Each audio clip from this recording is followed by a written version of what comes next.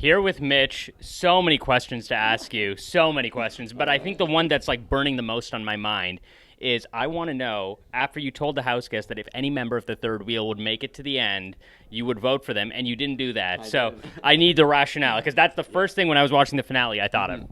I had intended, I really wanted him to win, and I was really disappointed in the final two. But when it was them, I was leaning towards Kelsey, but the question I gave her, I literally wanted the exact opposite answer of what she gave me. I wanted her to she didn't have to say she was conniving her friends, but she just had to admit that she knew it was a good strategy and that it was intentional and that they were being used as a shield. But all she really said was that they were just her friends and she came here for an experience. And yes, we were all here for an experience, but like some of us were here to play the game. And in that moment, I was just like so disappointed and realizing, okay, the brothers won like 7 challenges and that, you know what I mean? As much as I attributed a lot of their game to luck, they still did make it there when I know had they been on that block, they may have ended up in jury. And so after, it really came down to Kelsey's questions and how well they did in challenges. And it was that kind of last minute decision of, I think they deserve it more than she does. When people ask me, what did I think of Big Brother Canada 4, this is one of the things that I sort of think of. I'm just like, I wish I would have seen more people take ownership. Like, there's no question Tim played a great game. But even in the DR, which I know you haven't seen yet, it was more like, I'm just here for, the experience or whatever. Whereas I wanted him to say, I'm a killer. I've played this game before. These people have no idea what I'm doing. Did you feel that killer instinct was in the house? I think at times maybe people are afraid because they're on TV to come off the wrong way. For me, being a super fan, I know that's what I love in these characters on the show. I love when they admit, that was a struggle last night with the questions as well. The brothers were like, we've never lied. We played so honorably. And I was like, just say the awesome lies you gave. Like Cassandra was willing to say she lied here and there, and that would have won her my vote if she was in the final. So to me, I guess it's a mix of people being worried about their perception on TV.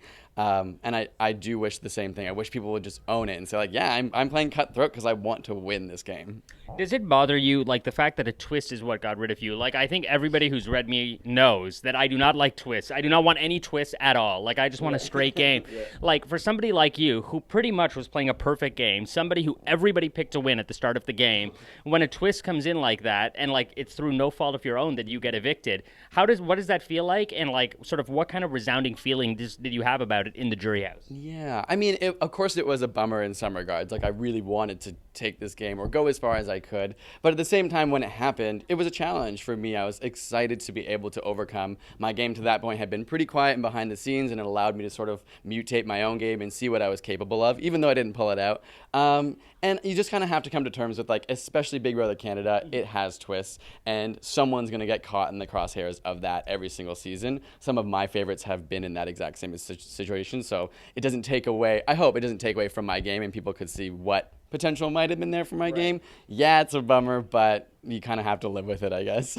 You're obviously a strategist, somebody who's seen the show before.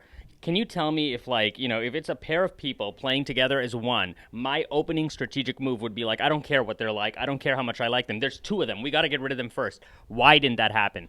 I think it started that way. A lot of people really were like, okay, they have an advantage. And then it turned into, let's use that advantage because we know everyone will want to get rid of them. And then they just overstayed that welcome, I think. And it kind of turned into like, they're not really that great of players. So maybe they're not that big of a threat because we feel like we can read them. Maybe we were all wrong. They sat there. They just won this game, right? So I can't really say that now. But at the time, I think they were that big threat at the beginning and were able to kind of get past the first few evictions and then kind of flew down below the radar as kind of just non-factors for a lot of people, or something that we could use for our advantage now and get rid of later.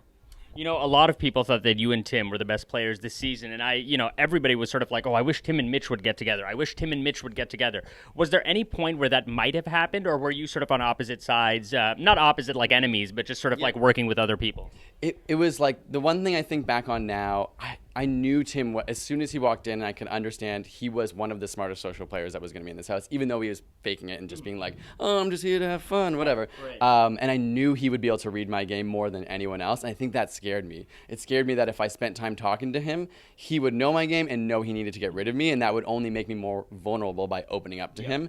So that was my fear. I don't know if there would have been a way for Tim and I to work together. It would have been cool, but part of me just doubted the fact that he ever would have. And I knew he was in such a good position. Like, his clout with everyone, people were enamored with him because he was so fun. He had all these stories of his previous season. And so it was hard to get to him, and I think we both could look in each other's eyes and be like, you're the one that's going to cause me trouble in this game, and that just like put a line between us, I think. And my last question for you is, if Tim had made it to the final two, do you think that the jury would have voted for him to win, or would they have looked at it like, oh, he's an international, he's not Canadian, we can't give it to this guy? Oh, voted for him 1,000%. I would have, and I would have slapped anyone who didn't, I think, especially with that final three. Tim played an amazing game, and this is Big Brother Canada. We're an international country where we accept and celebrate that kind of stuff. And for me, it's a game, and the best player wins the game, not just for their nationality, when they were born. You know what I mean? This is a game you play hard, and he played hard, and he was smart, and so I would have been more than happy to give him my vote in the end. And I'll let you give a plug for ASAP Science. Oh, for sure, yeah. Check it out, ASAP Science. If you love science, even if you don't,